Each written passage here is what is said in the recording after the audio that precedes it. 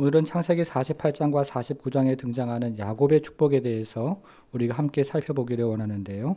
창세기 48장에서는 북쪽에서 가장 강해진 에브라임에 대한 축복에 대해서 함께 살펴보기를 원하고, 창세기 49장에서는 남쪽에서 가장 중요한 지파가 된 유다의 축복에 대해서 함께 살펴보기를 원합니다. 먼저 창세기 48장을 보겠습니다. 이 창세기 48장은 야곱이 임종할 때 요셉의 두 아들을 축복하는 이야기로 되어 있는데요. 오늘은 야곱이 그 중에서 특별히 에브라임을 축복하는 이야기를 함께 살펴보겠습니다. 주보의 첫째 옆에다가요, 에브라임이라고 적어보겠습니다.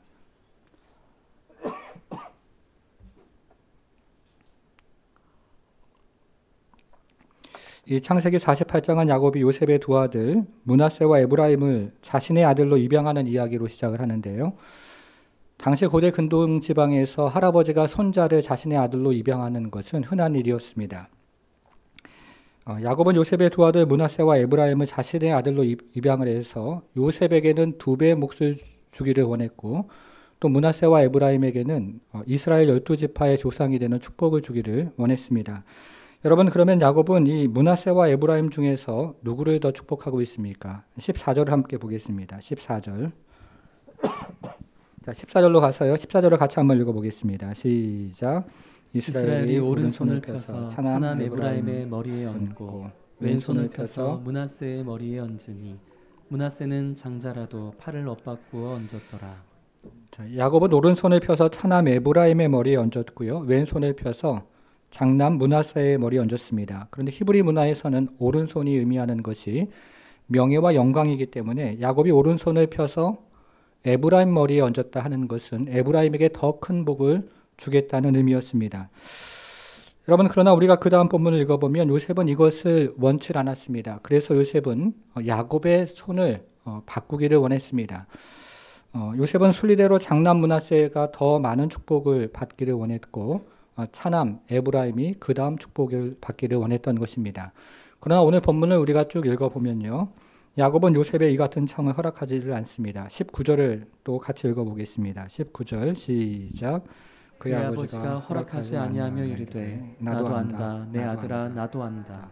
그도 한 족속이 되며 그도 크게 되려니와 그의 아우가 그보다 큰 자가 되고 그의 자손이 여러 민족을 이루리라. 야곱은 하나님의 축복이 일반적인 관습을 따르지 않는다는 사실을 그의 인생을 통해서 너무나 잘 알았습니다.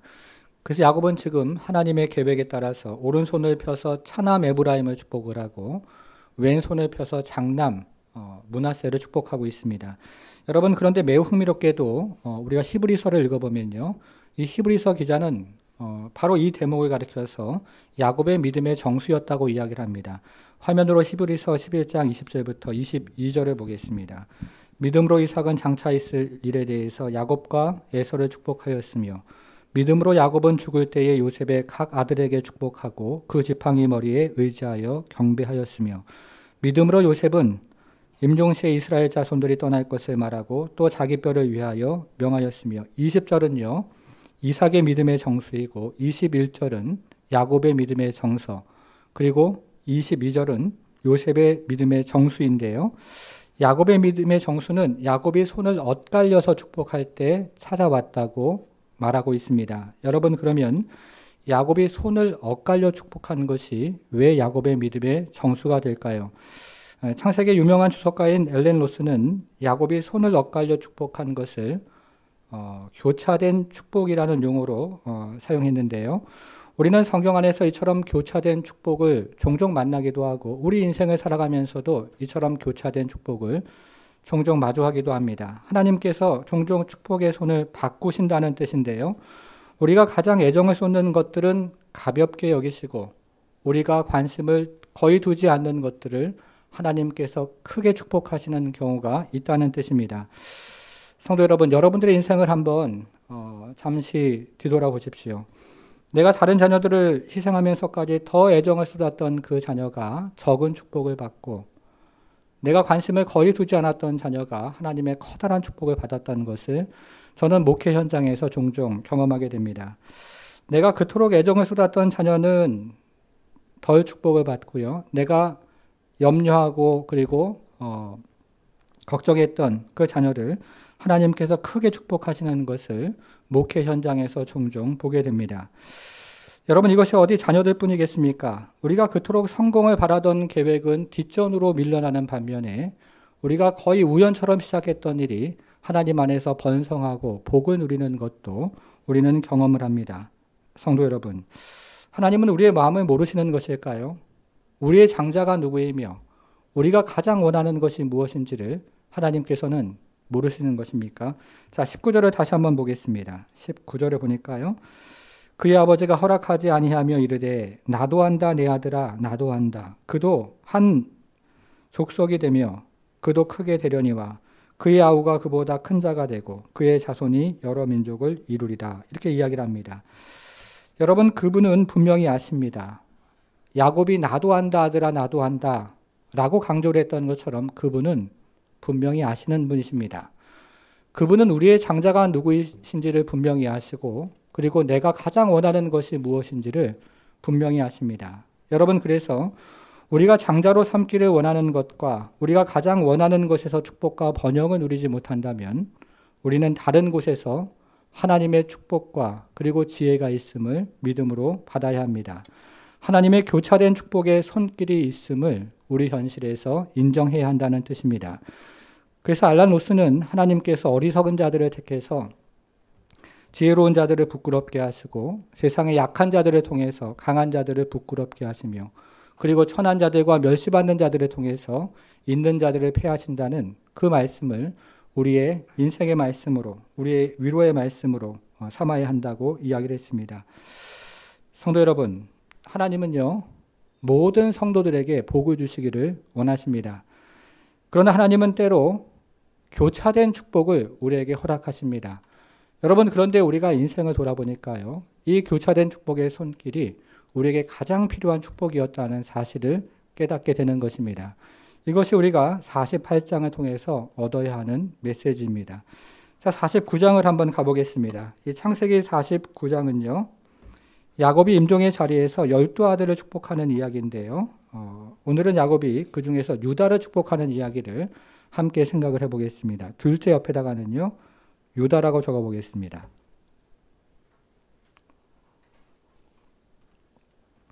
자, 그 축복의 내용이 49장 8절부터 10절에 나오는데요. 자, 8절부터 10절까지를 큰 목소리로 같이 읽어보겠습니다. 시작. 유다야, 너는 내 형제의 찬송이 될지라.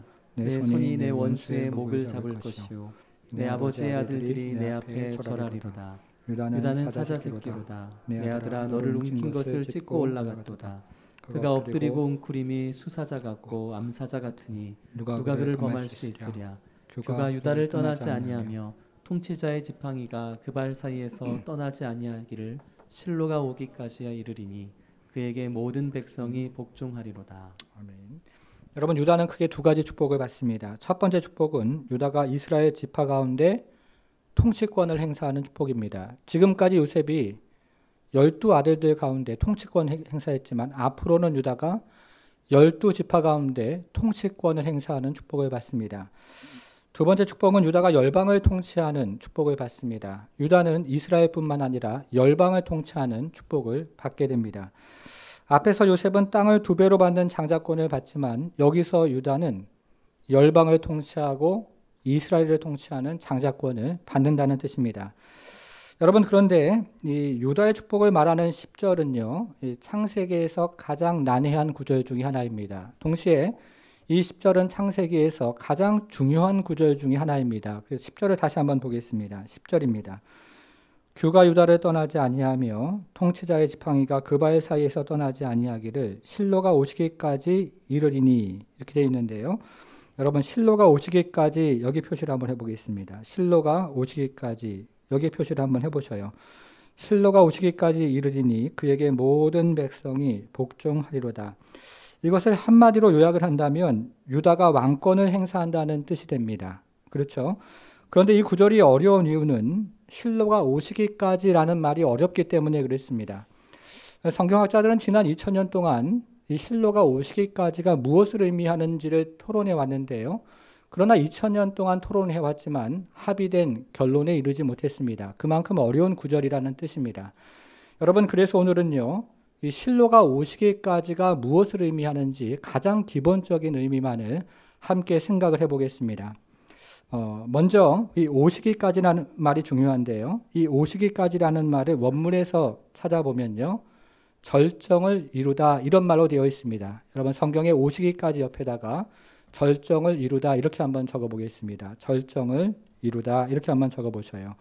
그렇게 이해를 하면 유다의 통치가 실로가 오시기까지 이른다는 말은 유다의 통치가 실로가 오실 때 절정을 이룬다는 뜻이 됩니다. 우리말 성경을 읽어보면 유다의 통치가 실로가 오실 때까지만 이루어지고 그 다음은 중단된다는 뜻으로 이해가 되지만 원문에서는 유다의 통치가 실로가 오실 때에 절정을 이룬다는 뜻으로 적혀 있습니다. 여러분, 그러면 그 다음 단어 실로는 또 무엇일까요? 성경학자들은 여기에 등장하는 실로를 크게 세 가지로 이해를 합니다. 첫째는 호칭으로 이해하는 사람들이 있고요. 화면을 좀 보시면 둘째는 사물로 이해하는 학자들이 있고, 그리고 세 번째는 지명으로 이해하는 학자들이 있습니다. 한번 주보에 적어보시면 좋을 것 같습니다. 자, 첫째는 호칭이고요. 둘째는 사물이고, 셋째는 지명입니다. 자, 여기서 앞에 있는 두 가지만 생각을 해보겠습니다. 첫째는 실로를 호칭으로 이해하는 것인데요. 초대교회는 실로를 메시아로 이해를 했습니다. 이렇게 이해를 하면 유다의 통치는 실로인 메시아가 올 때 절정을 이룬다는 뜻이 됩니다. 이해를 하셨습니까? 유다의 통치는 실로인 메시아가 오실 때 절정을 이룬다 이런 뜻이 됩니다. 여러분, 그러면 메시아가 오실 때 어떤 일이 일어날까요? 11절과 12절을 보겠습니다. 11절 그의 나귀를 포도나무에 매며 포도나무의 표시를 한번 해보셔요. 그의 암나귀 새끼를 아름다운 포도나무에 맬 것이며 여기서도 포도나무에 표시를 해보겠습니다. 한번 보십시오. 그토록 귀한 포도나무가 나귀를 매는 말뚝으로 사용될 정도로 포도나무가 차고 넘치는 세상이 된다는 뜻입니다. 그 다음 한번 또 보겠습니다. 그 옷을 포도주에 빨며 포도주에 표시를 해보겠습니다. 그의 복장을 포도즙에 빨리로다. 포도즙에도 표시를 해보겠습니다. 그토록 귀한 포도주에 옷을 빨 정도로 포도주가 넘쳐나는 세상이 된다는 또 뜻이 됩니다. 자, 이어지는 12절이죠. 그의 눈은 포도주로 인해서 붉겠고, 자, 포도주에 이번에도 표시를 해보겠습니다. 자, 그토록 귀한 포도주를 마음껏 마실 수 있는 그런 은혜로운 세상이 된다는 뜻입니다. 자, 여러분, 여기서 반복되는 말인 그럼 무엇입니까? 포도나무, 포도주, 포도즙이죠. 유다의 통치는 실로인 메시아가 오실 때 절정을 이루는데요. 그때는 포도주가 넘쳐나는 세상이 된다는 뜻입니다. 번성을 상징하고 평화를 상징하는 포도주가 넘쳐나는 세상이 될 때 실로가 등장한다는 뜻이 되는 것입니다. 여러분, 그러면 이 같은 메시아의 왕국은 언제 이루어집니까? 자, 성경을 뒤로 넘겨서 신약으로 가보겠습니다. 신약 144페이지 요한복음 2장으로 한번 가보겠습니다. 자, 성경을 뒤로 넘기셔서요. 요한복음 2장으로 한번 가보셔요. 자막이 없기 때문에 여러분들께서 직접 성경을 넘겨서 찾아보겠습니다. 요한복음 2장 신약 144페이지에 있습니다. 찾았습니까? 네, 어떤 내용이 있습니까? 요한복음 2장에 어떤 내용이 나옵니까? 네, 가나 혼인잔치가 나오죠. 많은 사람들은 이 가나 혼인잔치를 읽으면서 여기에 등장하는 하인들의 믿음에 관심을 갖고 또 여기에 등장하는 항아리가 상징하는 것이 무엇인가 하는 것에 관심을 갖기도 하고요. 여기에 등장하는 마리아의 믿음에 대해서, 반응에 대해서 관심을 갖기도 하지만 제가 앞에서 말씀드린 것들은 가나 혼인잔치의 핵심은 아닙니다.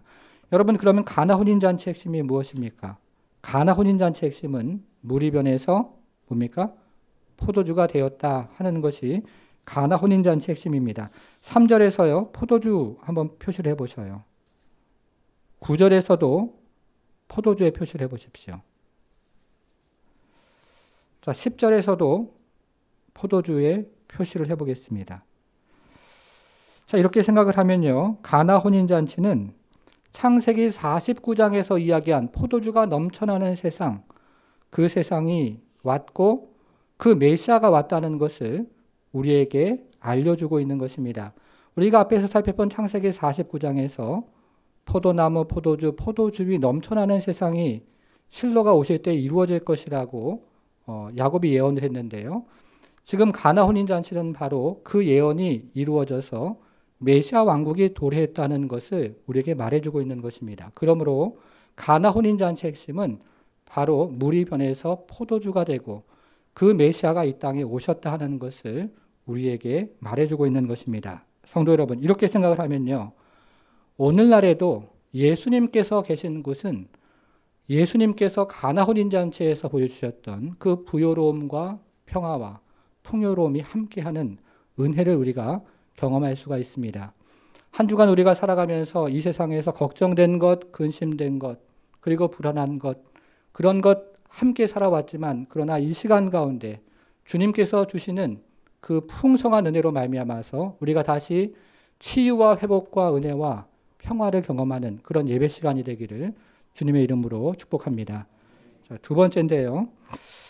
자, 이 실로를 사물로 이해를 하는 것입니다. 오늘날의 대부분의 성경학자들은 창세기 49장에 등장하는 실로를 예물로 이해합니다. 여러분 주보에 사물 옆에다가 예물이라고 한번 적어보셔요. 예물. 오늘날의 대부분의 성경학자들은 실로를 예물로 이해를 합니다. 이렇게 이해를 하면요, 유다의 통치는 그분이 예물을 받을 때에 절정에 이른다, 이렇게 이해가 되어집니다. 그분이 예물을 받을 때에 유다의 통치가 절정이 이루어지더라, 이렇게 야곱이 예언한 것으로 이해가 되어집니다. 자, 이번에는 성경을 앞으로 넘겨서 역대상 18장으로 가보겠습니다. 자, 역대상 18장 어디 구약에 있습니까? 신약에 있습니까? 예. 어디 있습니까? 예. 저도 잘 모르겠습니다. 네. 구약 638페이지로 가보겠습니다. 구약 638페이지로 가보겠습니다. 역대상 18장 구약 638페이지로 가보겠습니다.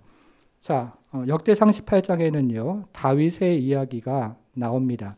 제가 미리 읽어보니까요, 역대상 18장의 이야기를 한마디로 이야기하면 다윗이 가는 곳마다 승리하다, 이렇게 요약을 할 수가 있습니다. 여러분, 그런데 다윗이 가는 곳마다 승리를 할 때 다윗은 무엇을 경험했을까요? 자, 6절을 한번 보시겠습니다. 6절 보니까요, 다윗이 다메섹 아람에 수비대를 두매 아람 사람이 다윗의 종이 되어, 그 다음 뭐라고 되어 있습니까? 네, 거기 표시를 한번 해보겠습니다. 조금 예물이죠. 예물을 다윗에게 바치니라, 이렇게 이야기를 합니다. 자, 2절도 한번 보시겠습니다. 2절 보니까요, 또 모압을 치매 모압 사람들이 다윗의 종이 되어, 그 다음 또 뭐라고 되어 있죠? 예, 예물입니다. 조공에 표시를 한번 해보겠습니다. 다윗이 또 예물을 받았습니다.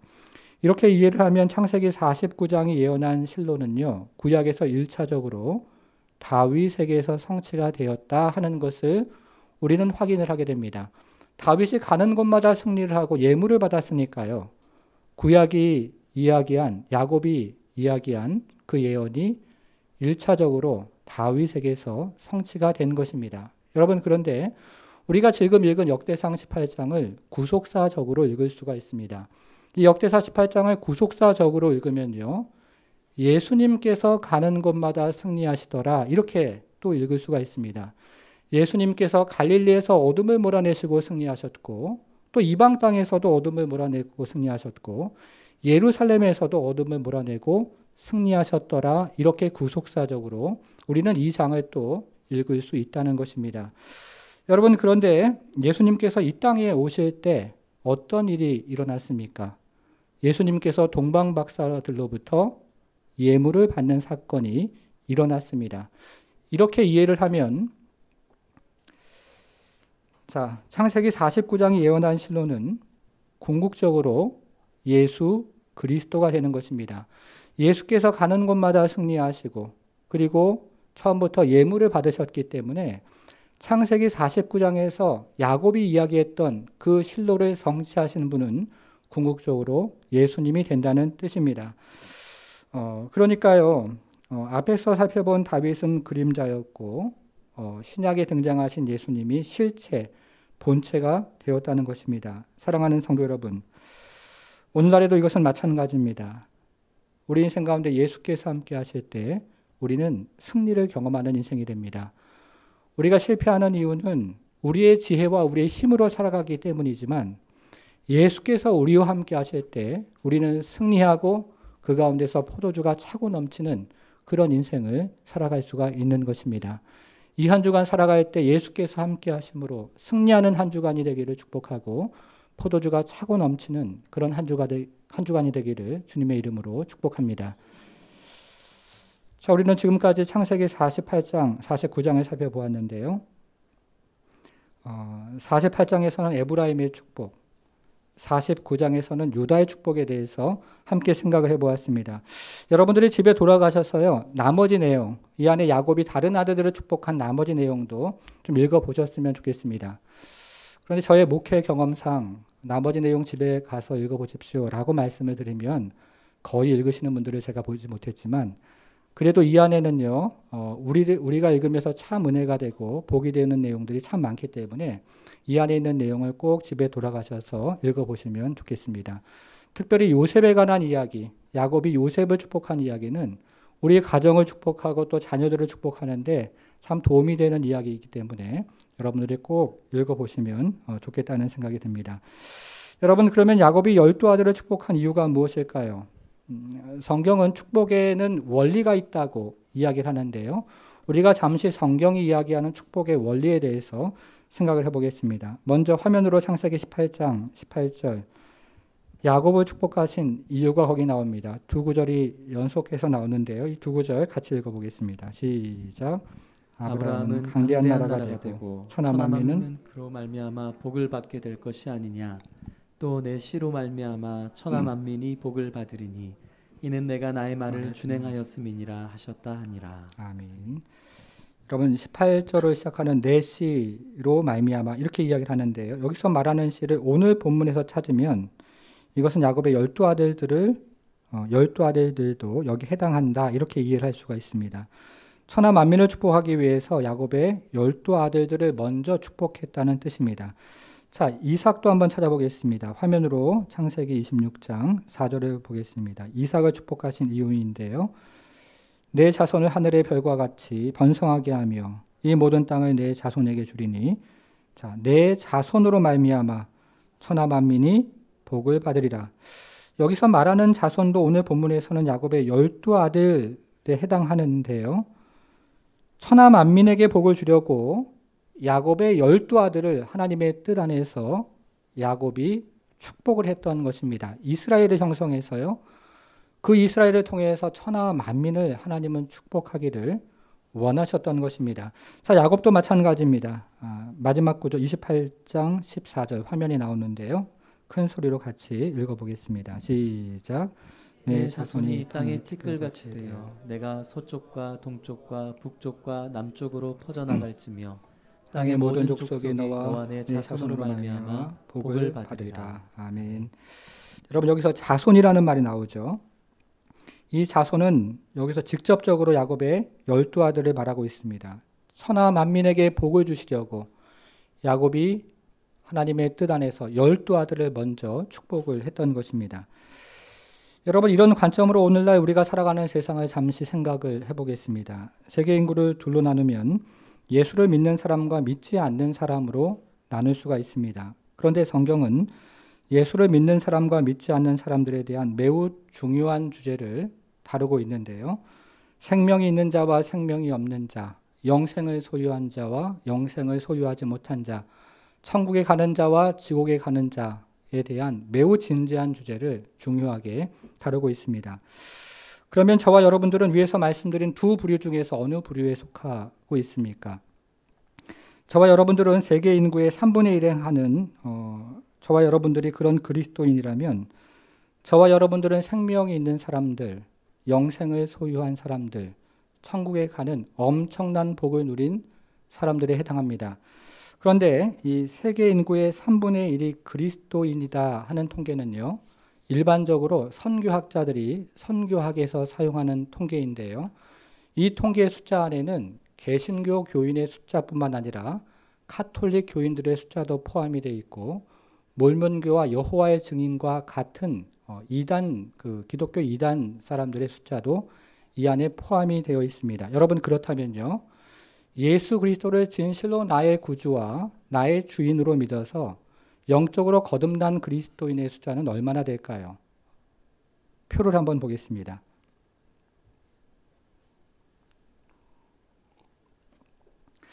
자, 이 세상을 두 가지로 구분한다면 복음이 전해진 지역과 복음이 전해지지 않은 지역으로 나눌 수가 있습니다.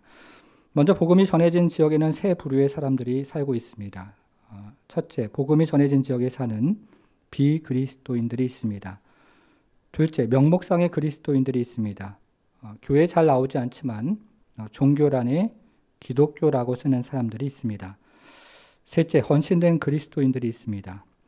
예수 그리스도를 개인의 구세주와 주인으로 영접한 거듭난 사람들입니다. 자, 그 다음 칸에 보시면요, 복음이 전해지지 않은 지역에 사는 사람들이 있습니다. 우리가 얼마 전에 기도했던 아프가니스탄과 같은 지역에 사는 사람들입니다. 여러분, 그러면 저와 여러분은 이 네 부류의 세계 인구 중에서 어디에 속해 있습니까? 저와 여러분들이 예수님을 구세주와 주인으로 영접해서 거듭난 그리스도인이라면 저와 여러분들은 세 번째 부류에 속해 있습니다. 그런데 이것이 의미하는 것은요, 저와 여러분들이 엄청난 복을 받았다 하는 의미를 가지고 있습니다. 생명을 소유한 사람, 영생을 소유한 사람, 천국에 가는 사람, 하나님의 자녀가 되는 특권을 누린 사람, 성령의 내주를 경험하는 사람, 하늘의 각종 신령한 복을 이 땅에서 누리며 살아가는 사람, 이런 말로 표현할 수 없는 무궁무진한 복을 받았다는 뜻입니다. 이것을 세계 전체 인구로 생각을 하면요, 세계 인구를 10명이라고 생각을 했을 때 1명에 해당하는 그런 엄청난 복을 저와 여러분들이 받은 것입니다. 이럴 때 아멘 한번 하시면 좋을 것 같은데요. 네, 아멘입니까? 네. 여러분, 그러면 이런 엄청난 복을 받은 우리는 이 땅에서 어떻게 살아가야 될까요? 오래전에 선교한국에 강사로 왔던 밥 쇼그렌이라는 선교사는 집안에서 강아지와 고양이를 함께 기르면서 강아지 성도, 고양이 성도의 차이를 이런 말로 설명을 했습니다. 강아지 성도는 이렇게 이야기를 합니다. 주인님, 당신이 나를 귀여워해 주시고 먹여주시고 보살펴 주시고 사랑해 주시는 것을 보니 당신이 분명히 나의 하나님입니다. 내가 당신을 따라가겠습니다. 이렇게 말을 했습니다. 반면에 고양이 성도는 이렇게 말을 했습니다. 주인님, 당신이 나를 귀여워해 주시고 먹여주시고 보살펴 주시고 사랑해 주시는 것을 보니 내가 하나님인 것이 분명합니다. 나는 내 뜻대로 살아가겠습니다. 이렇게 말을 했습니다. 예수를 믿고 거듭났음에도 불구하고 여전히 나의 왕국을 건설하며 살아가고 있다는 뜻입니다. 그래서 나의 기도는 언제나 나의 왕국을 건설하는 기도 제목으로 가득 차 있고, 나의 일상은 나의 왕국을 건설하는 일로 분주하며, 그리고 나의 예배도 나의 왕국을 건설하는 하나의 수단이 되어 가고 있다는 것입니다. 사랑하는 여러분, 우리는 지금 코로나 시대를 살아가고 있는데요. 이 코로나 시대를 살아가고 있는 여러분들의 일상은 어떠십니까?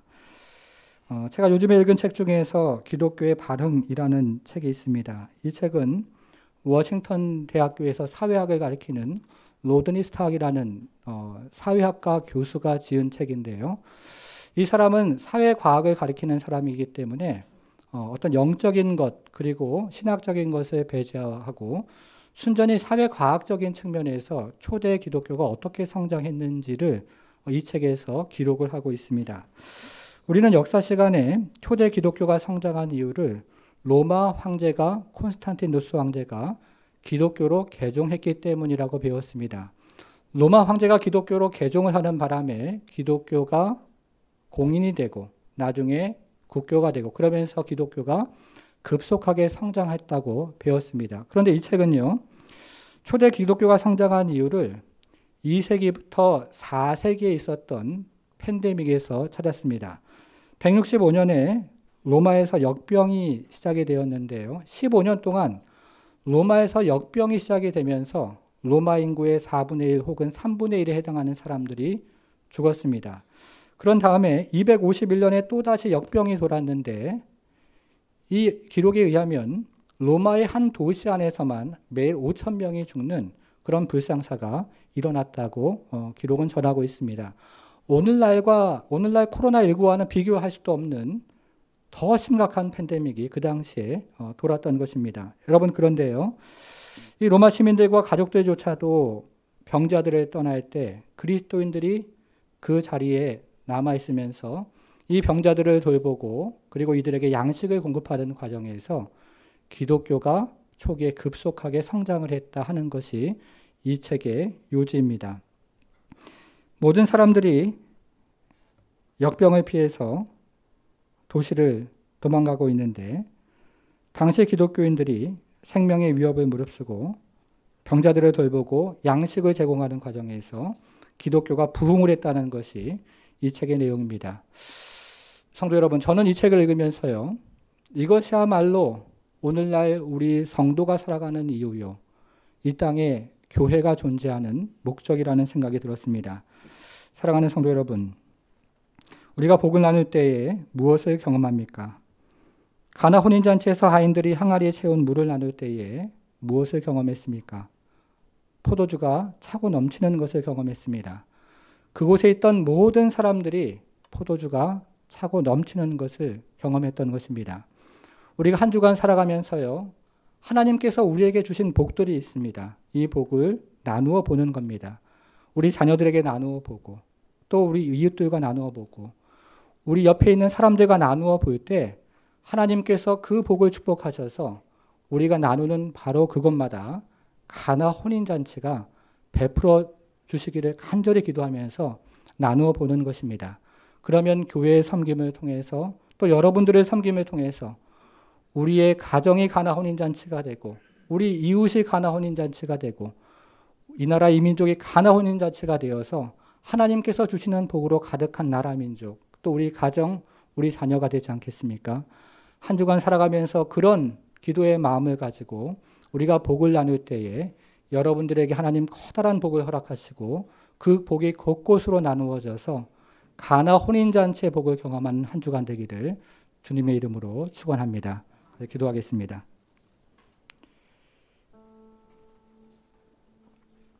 사랑하는 여러분, 오늘은 특별히 우리에게 주신 복 중의 복, 기도의 복을 나누기를 원하는데요.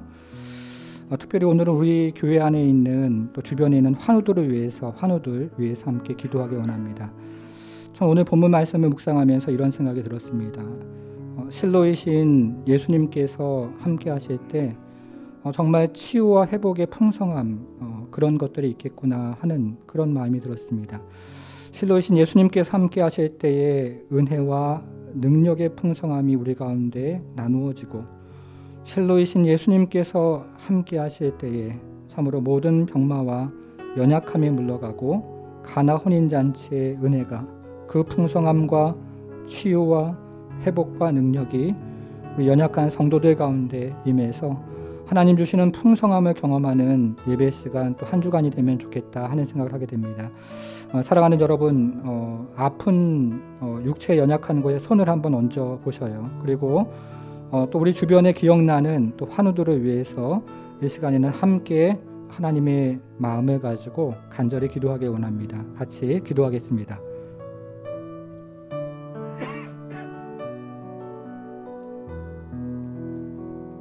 하나님 아버지,